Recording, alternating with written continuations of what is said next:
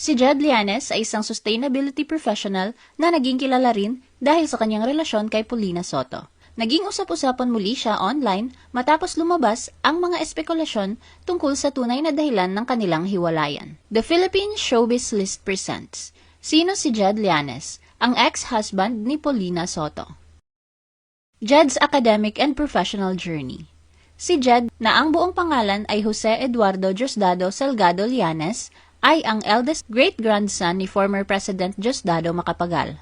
Sa kabila nito, nanatiling tahimik si Jed tungkol sa kanyang personal na buhay at mas piniling kilalanin sa pamamagitan ng kanyang sariling propesyon. Ang pundasyon ng karera ni Jed ay nagsimula sa Ateneo de Manila University, kung saan siya nagtapos ng kursong Development Studies na may minor sa Public Management. Aktibo rin siya sa extracurriculars tulad ng Ateneo Blue Symphony Orchestra at basketball team.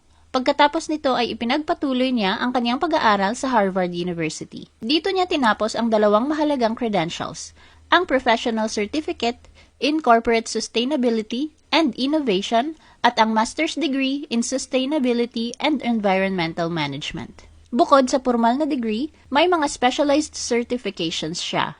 Bago pa man pumasok sa malaking korporasyon, aktibo si Jed sa academic research at policy discussions. Kasama rin sa academic output ni Jed ang pag-aaral sa Reassessment of the Rule of Law in the Philippines, Juvenile Delinquents. Isa sa mga pinakamahalagang pagkilala sa kanyang profile ay ang pagiging kabilang sa shortlist ng 30 Under 30 ng Forbes noong 2016. Bukod dito, nakatanggap din si Jed ng mga academic honors tulad ng National Honor Society Recognition at National Society of High School Scholars Award noong 2007. Bukod sa technical skills, siya rin ay multilingual. Marunong siya sa English at Tagalog, habang may working proficiency din sa Czech, French at Spanish. Sa kanyang propesyon, nakilala si Jed bilang isang sustainability at environmental, social and governance expert. Nagsimula siya sa mga consulting roles sa Europe bago bumalik sa Asia upang magtrabaho sa malalaking kumpanya. Isa sa mga pinakamahalagang bahagi ng kanyang karera ay ang pagiging sustainability leader sa SM Prime Holdings, kung saan pinangasiwaan niya ang environmental at sustainability programs ng daan-daang properties sa Pilipinas, kabilang ang mga mall, hotel, resort at convention centers. Kalaunan, lumawak pa ang saklaw ng karera ni Jed sa ibang bansa at industriya. Naging bahagi siya ng C Group, kung saan humawak siya ng corporate affairs at government relation roles. Sa posisyong ito, pinamunuan niya ang team na nakikipag-ugnayan sa mga regulatory bodies sa Southeast Asia habang sabay na binubuo ang corporate communication at branding strategies ng kumpanya. Kasunod nito, naging co-founder si Jed ng The Carbon Project, isang sustainability consultancy firm na nakatuon sa ESG strategy development para sa mga negosyo sa Southeast Asia.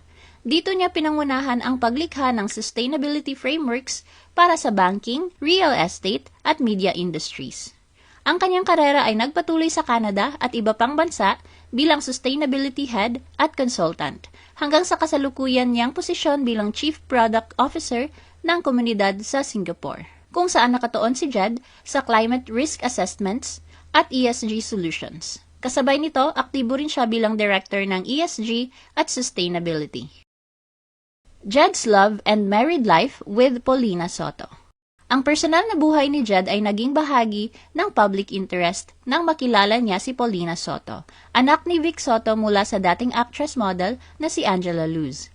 Nagsimula ang kanilang relasyon noong 2014 sa panahong si Jed ay abala na sa kanyang propesyon sa sustainability at international development work. Sa kabila ng magkaibang mundo, isa ay corporate at academic driven at ang isa ay galing sa entertainment industry, unti-unting nabuo ang kanilang ugnayan sa paglipas ng panahon. Nauwi ang kanilang relasyon sa kasal noong January 1, 2017 sa Batangas. Ang seremonya ay isinagawa sa mas pribadong setting, dinaluhan lamang ng malalapit na pamilya at kaibigan. Sa kabila ng pagiging bahagi ni Paulina sa isang kilalang showbiz clan, pinili ng dalawa na panatilihing simple at hindi magarbo ang kanilang pag-iisang dibdib. Noong 2020, nagkaroon sila ng anak na babae, si Sachi. Ang pagdating nito ay nagmarka ng panibagong yugto sa kanilang buhay bilang mag-asawa, kung saan mas naging sentro ang pamilya sa kabila ng mabibigat na professional commitments ni Jed sa iba't ibang bansa. Sa loob ng ilang taon, ipinakita sa publiko ang imahe ng isang tahimik at pribadong pamilya, malayo sa ingay ng showbiz at social media scrutiny. Gayunpaman, tulad ng maraming relasyon, hindi ito nakaligtas sa mga hamon na hindi agad nakikita ng publiko.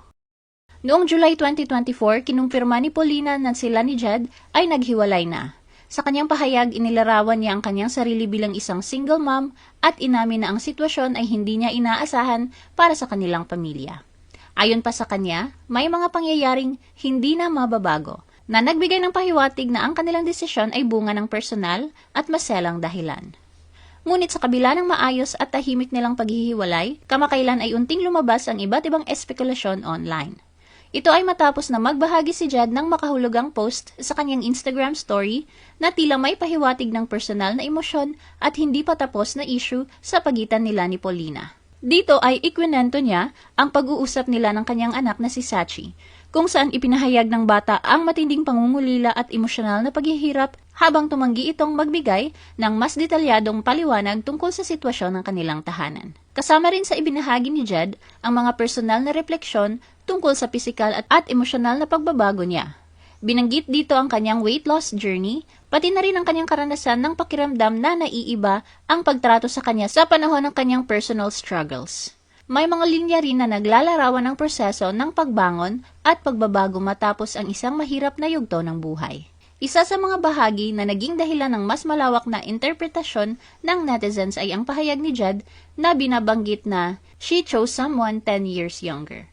Ang linyang ito ay nagbunsod ng iba't ibang espekulasyon online, kabilang ng posibilidad ng timeline overlap o kung may pahiwatig ng third-party involvement habang sila ay mag-asawa pa. May ilang netizens na nagbanggit ng iba pang impormasyon na kumakalat online tungkol sa personal na buhay ni Paulina matapos ang paghihiwalay. Kabilang dito ang usapin na mayroon na umano siyang bagong partner at anak, batay sa mga lumalabas na larawan at family gatherings na kumalat sa social media. Lumabas din sa diskusyon ang pag-aalala ng ilang netizens tungkol sa kanilang anak, na binibigyang diin ang kahalagahan ng maayos na co-parenting sa kabila ng paghihiwalay ng mag-asawa. Ayon sa ilang komento, anuman ang naging dahilan ng breakup, mas mahalaga pa rin ang kapakanan ng bata at ang maayos na relasyon ng parehong magulang para sa kanyang paglaki. May ilan ding pumuna sa social media interpretation ng mga posts na pinaalalahanan ang iba na ang mga cryptic o emotional na post ay madalas nagiging basehan ng maling konklusyon kapag inaalis sa konteksto. Ano ang masasabi mo sa video na ito? Mag-like o mag-react at huwag mahiyang mag-comment. For our YouTube viewers, huwag kalimutan mag-subscribe at i-hit ang notification button. At para sa aming Facebook viewers, mag-like at follow sa aming Facebook page para updated ka sa mga showbiz chika. Thanks for watching!